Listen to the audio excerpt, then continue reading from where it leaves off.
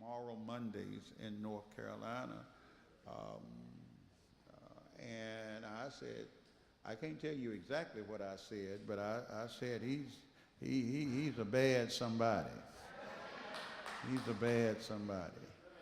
Um, and then the Poor People's Campaign, and he has been a stable, steady, reliable friend here in Selma across the years. There are those who would take the persona and the personality of Jesus and manipulate it to suggest that they have monopolized on the smile, gentle Jesus, meek and mild, always up on his face a smile.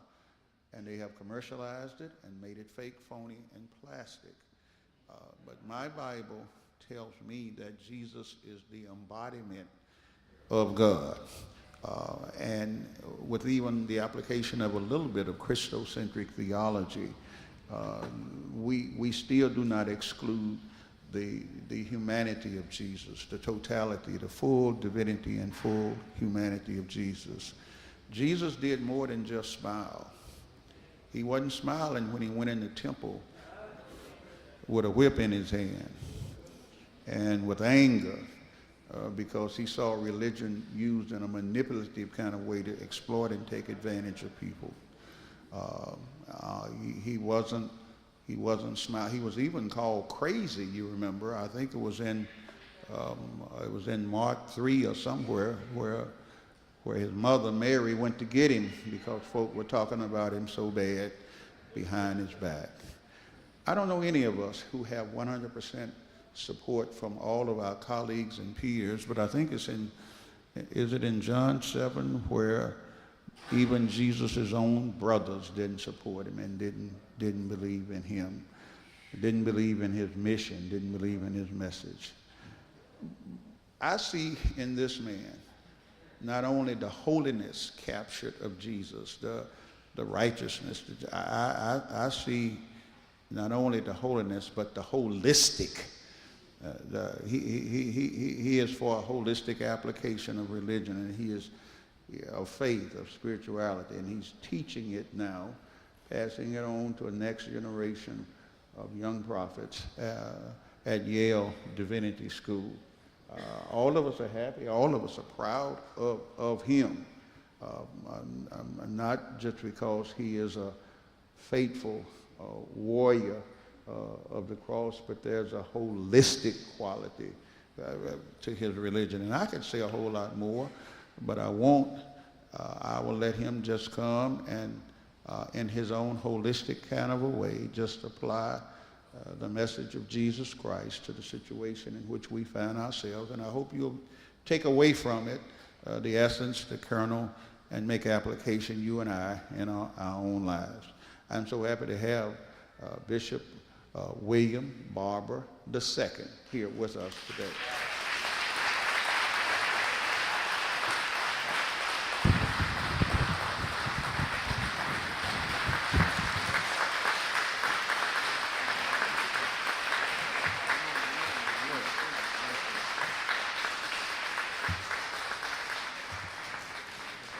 Gracious, eternal God, we thank you for your goodness, for your mercy, for your love, for your kindness, for all of the ways that you have brought us over and brought us through.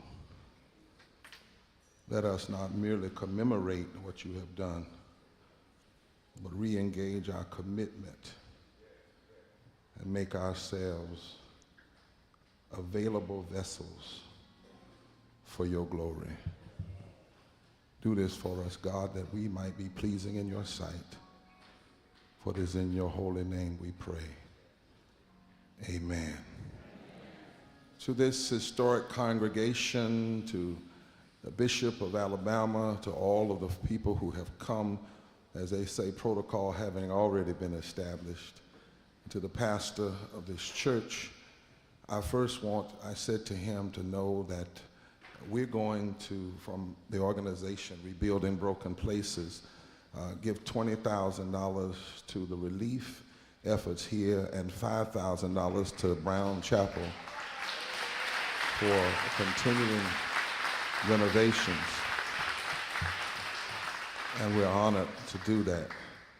Now, I'm getting older now. I've been pastoring 35 years, and I know when sermons have been preached. And so I know when there's a time to just place a capstone on what has already been said. My sister from LDF, we got to make sure we give her some preaching license. Come on up to Yale. And, when we come to Selma, we know every greeting is a sermon. So what do we do with all of this? What do we do with all of this, Bishop? Is there a word from the Lord? In the book of Hebrews, chapter 10, verse 39, there's a word that says, "But we are not of those who shrink back unto destruction, but we are those who persevere unto the salvation of the soul." Now, faith is the substance of things hoped for and the evidence of things not seen. Would you say with me, shrinking back is not an option. We must stand up and push forward. Say that one more time. Say, shrinking back is not an option. We must stand up and push forward. When this letter to the Hebrews was originally written, the people were suffering under an imperial leader named Claudius. He was a liar. He was always trying to hurt people.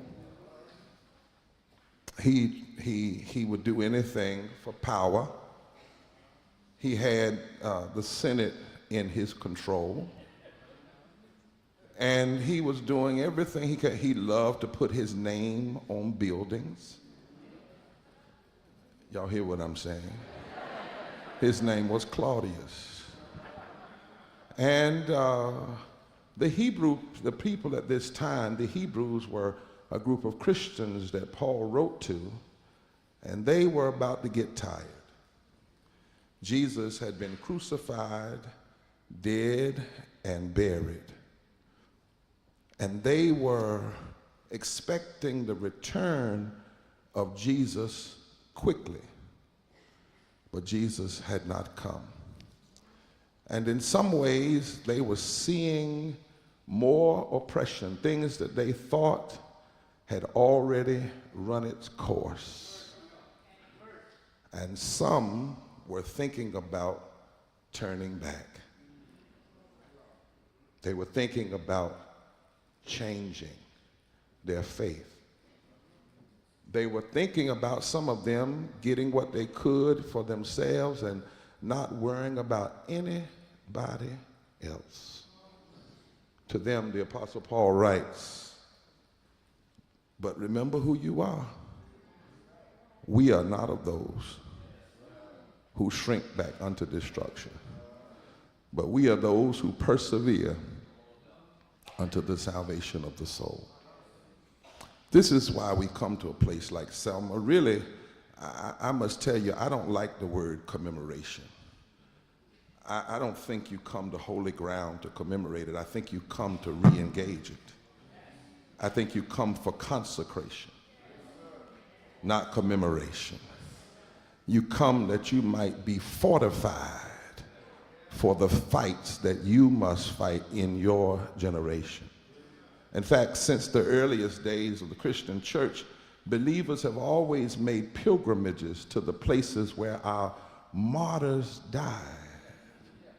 And so we come to Brown Chapel today, and even though we're in this space, the spirit of Brown Chapel is here. We come to remember those who left from Brown Chapel and crossed the Edmonds Pettus Bridge, named after a white supremacist and a Klan member. They returned beaten and bloody. They turned Brown Chapel into a field hospital bandaged up their wounds, and then said, "We are not of those who shrink back unto destruction, but we are those who persevere unto the salvation of the soul." And they went back one more time. I want us to, for a moment, just think about that your voting rights has blood on it. Blood on it. The blood of Jimmy Lee Jackson, the blood of Amelia Boyington, but also the blood of James Reeb, a white Unitarian, and the blood of Viola Woosa, a white woman who was shot 30 minutes after they ended up, Dr. King spoke in Montgomery.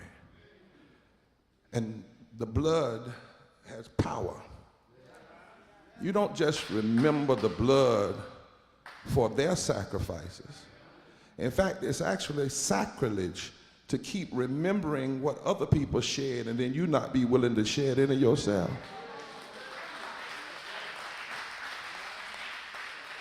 Because the best form of flattery is imitation.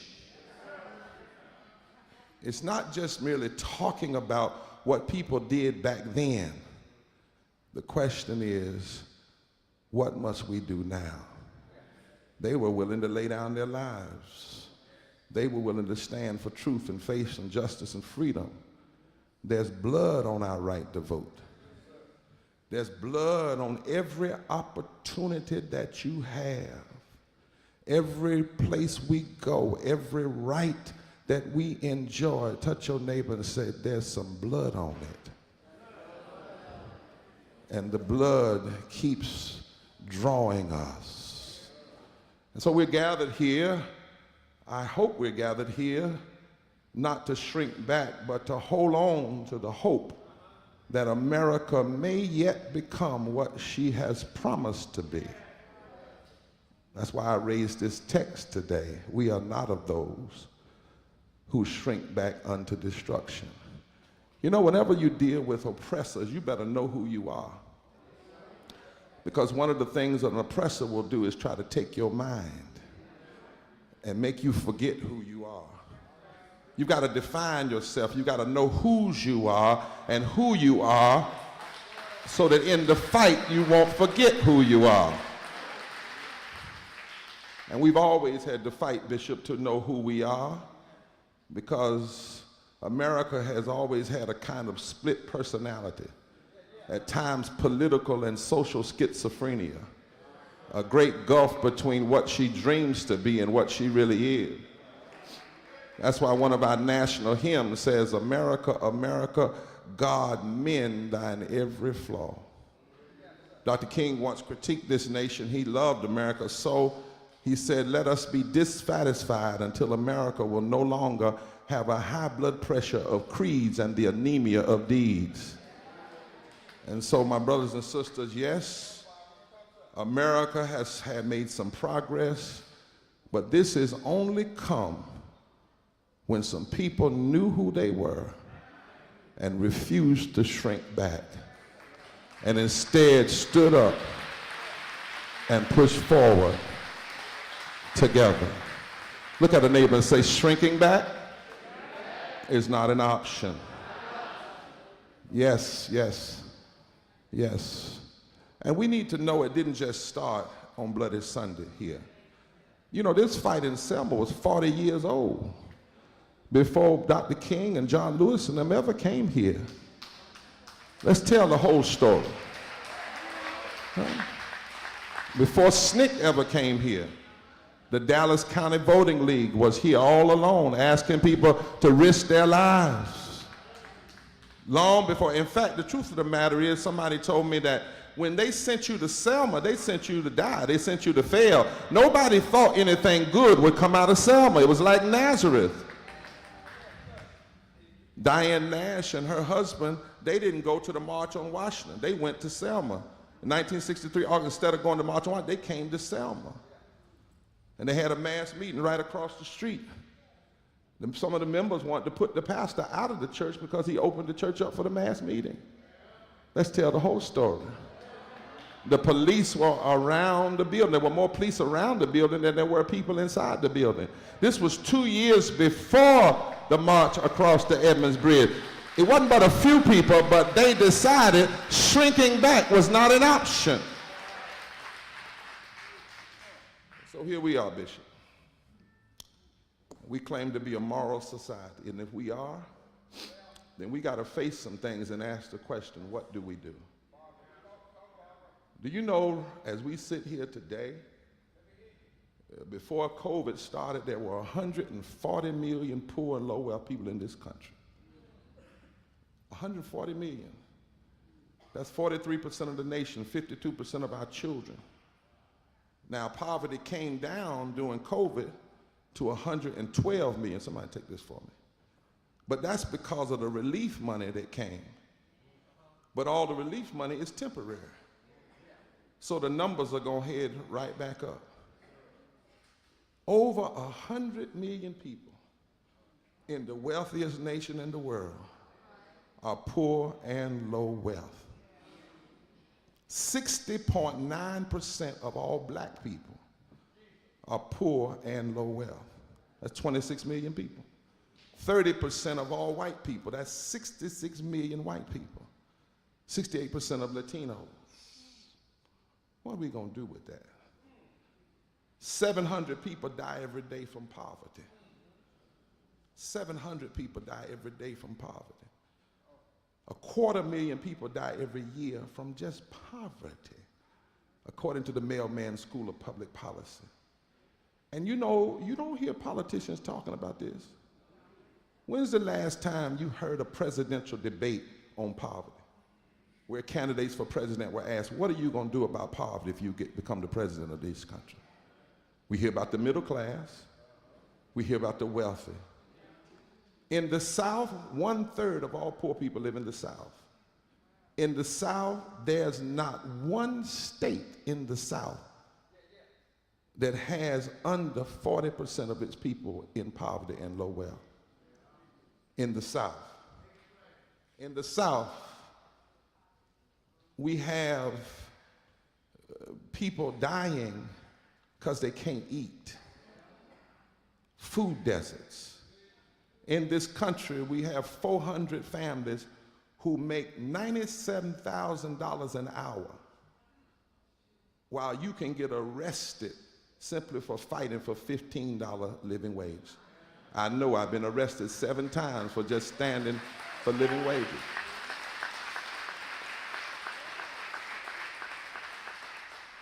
Hardly any of the southern states expanded Medicaid. 87 million people in this country are uninsured or underinsured. 4 million people get up every morning, can buy unleaded gas, can't buy unleaded water. Our military budget is $800+ billion. If we cut it in half, we would still have more money than Iran, Iraq, Russia, North Korea, and China combined. If we took just 10% of our military money, we could provide health care and public education for all of the people of this country.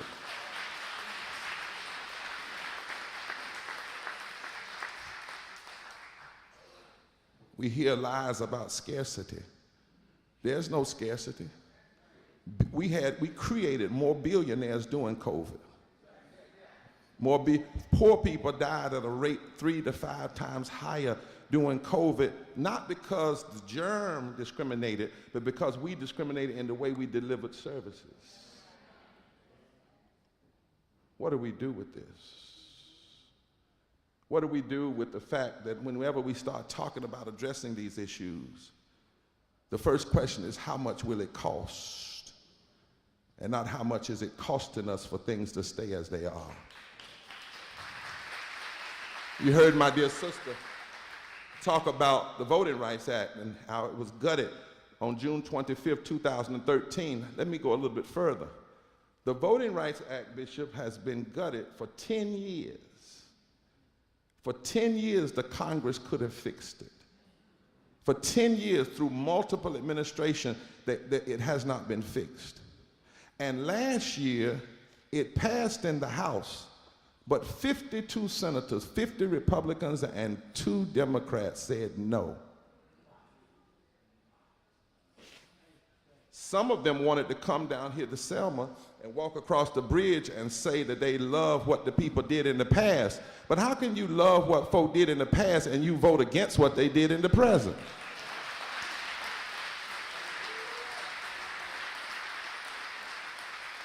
So we have less voting rights today than we had August 6, 1965. I've been thinking about this a lot. How this country, we could pass an infrastructure bill for bridges, roads, we passed an inflation bill. But when it came time for the most sacred aspect of our democracy, 50 Republicans and 2 Democrats said no.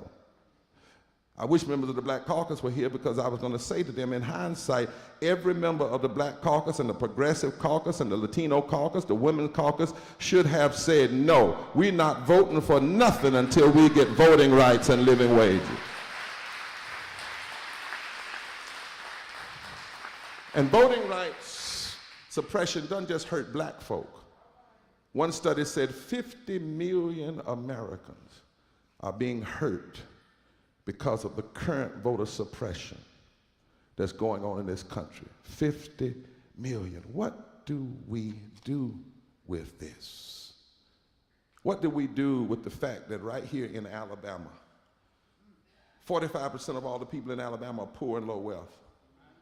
2.1 million residents, 53% of the children, 47% of women, 60% of people of color, 37% of white people, 1.1 million white people. 103,000 veterans make less than $35,000 a year. 420,000 people in Alabama are uninsured. 36% of the census tracts in Alabama, people can't afford water. 3,800 people are homeless every day. You have to work 82 hours a week at a minimum wage job to maybe afford a 2-bedroom apartment. 948,000 workers make less than $15 an hour. 51% of all Alabama workforce makes less than $15 an hour, the 7th highest percentage of any state. And you have a governor who's been against expanding health care in the middle of a pandemic. And you got a governor that's more interested in how people are executed than how people have health care. What do we do with this?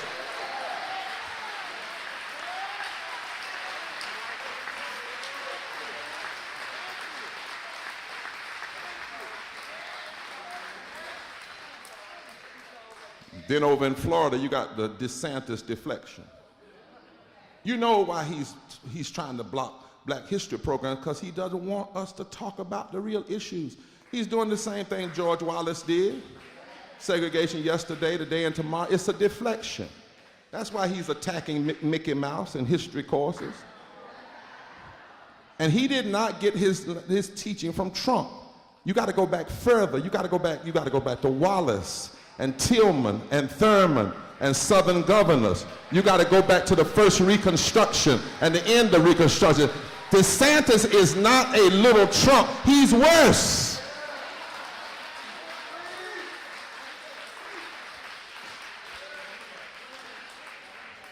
See, he doesn't want us to talk about the fact that 47% of Florida's citizens are poor, 10 million people, and his policies aren't doing anything to help them. He doesn't want us to talk about the fact that the minimum wage of $11 an hour in Florida, you still have to work 80 hours a week to afford a 2-bedroom apartment. He does not want us to talk about that 50% of Florida's workforce makes less than $15 an hour, 2.7 million people. He doesn't want us to talk about this. He wants to sell people the psychological wages of whiteness. That's what W.B. Du Bois called it. And the truth of the matter is, somebody might get mad at me, but some of us, we ought to be a little ashamed that we didn't get mad with DeSantis until he messed with a history course.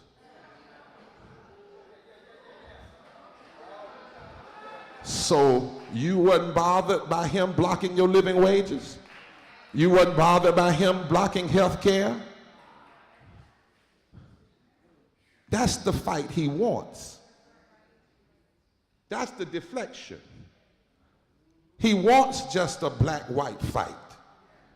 What he does not want is a fight over human rights, because if you take him to school on human rights, he gets an F every time.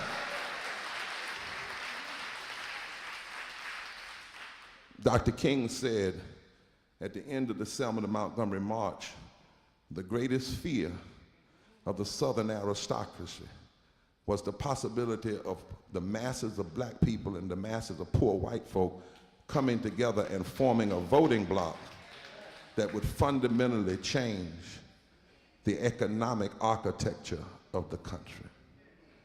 Well, I had a lot more to say, but let me ask you, what do you do with this? Well, you don't shrink back.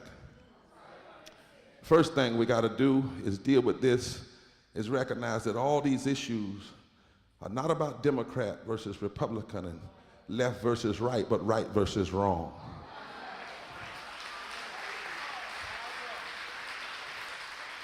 And we can't ever forget that this movement began in a church. If there's ever been a time people of faith need to stand up, it's right now. If there's ever been a time the preachers need to be on fire in the pulpit, it's right now.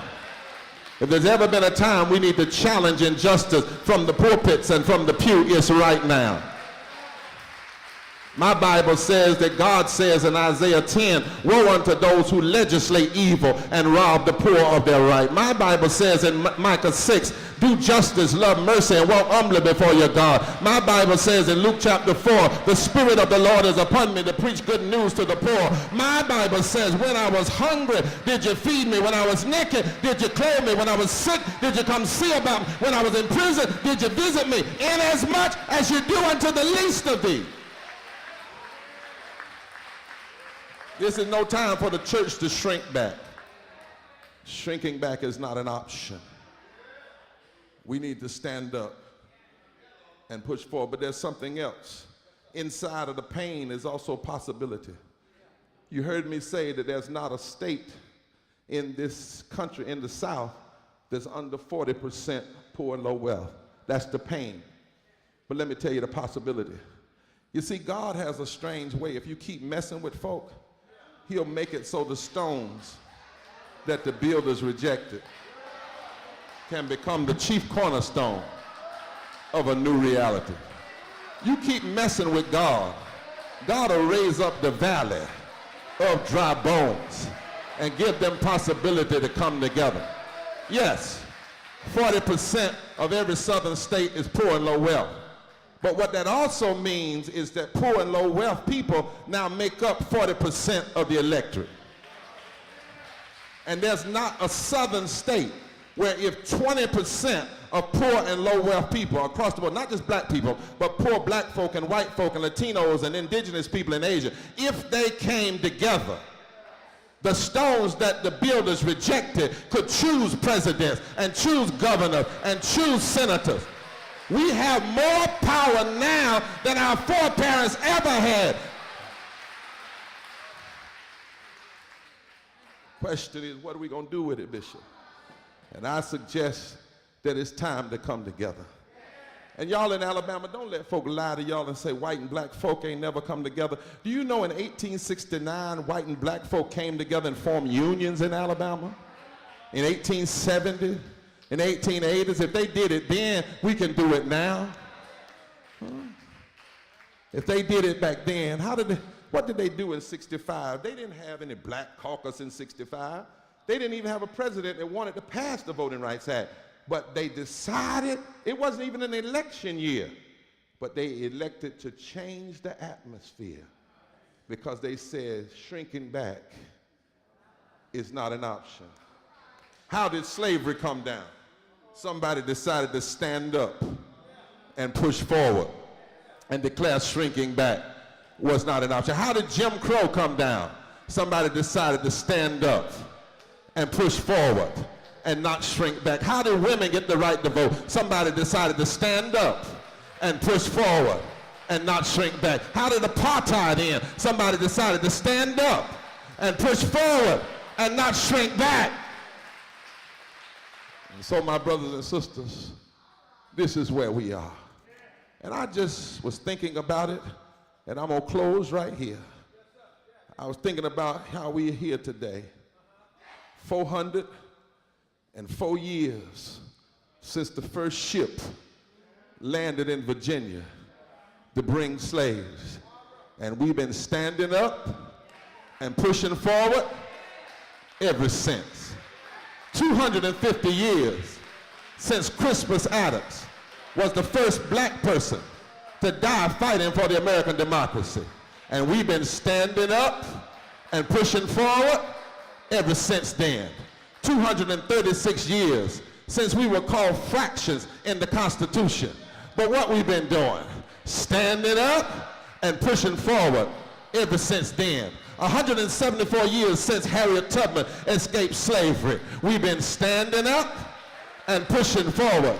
171 years since Frederick Douglass said that your July 4th is nothing but fraud and bombast and hypocrisy until America does right by the sons and daughters of slaves. We've been standing up and pushing forward. 160 years since the Emancipation Proclamation. We've been what? Standing up and pushing forward. 153 years since the ratification of the 15th Amendment guaranteed the right to vote. We've been what? Standing up and pushing forward. 69 years since black, white, Jewish women lawyers won the Brown versus Board of Education and tore separate but equal down. What we've been doing? Standing up and pushing forward. 68 years since the murder of Emmett Till and his mama made the whole world look at his body. We've been what? Standing up and pushing forward. 68 years since the Montgomery bus boycott lasted 381 days. What we've been doing? Standing up and pushing forward. 59 years since Fannie Lou Hamer said there comes a time when you get sick and tired of being sick and tired. We've been doing what? Standing up and pushing forward. 60 years since the murder of Medgar Evers. 60 years since the March on Washington. 60 years since the bombing of 4 girls in a Birmingham church. 59 years since the signing of the Civil Rights Act. 58 years since Malcolm was killed. 56 years since Martin Luther King said nothing would be more tragic than for us to turn back now, and then he was killed the next day. What have we been doing? Standing up and pushing forward. Turn to your neighbor and say, neighbor, shrinking back is not an option until every child is educated, until the vote is protected, until everybody has health care, until police violence is stopped, until voting rights are expanded, until saving the world is more important than blowing up the world. We can't shrink back. We've come too far to turn back now. Do I have a witness in this house? Tell your neighbor, say, neighbor, we've come this far by faith, leaning and depending on the Lord. Nothing has stopped us yet. We won't turn back. Shrinking back is not an option. It's time to stand up, push forward, keep winning, keep believing. God is on our side. Do I have a witness? Won't God help us? Won't God make a way? Tell your neighbor, neighbor, shrinking back is not an option. Falling back is not an option. Standing back is not an option. Going back is not an option.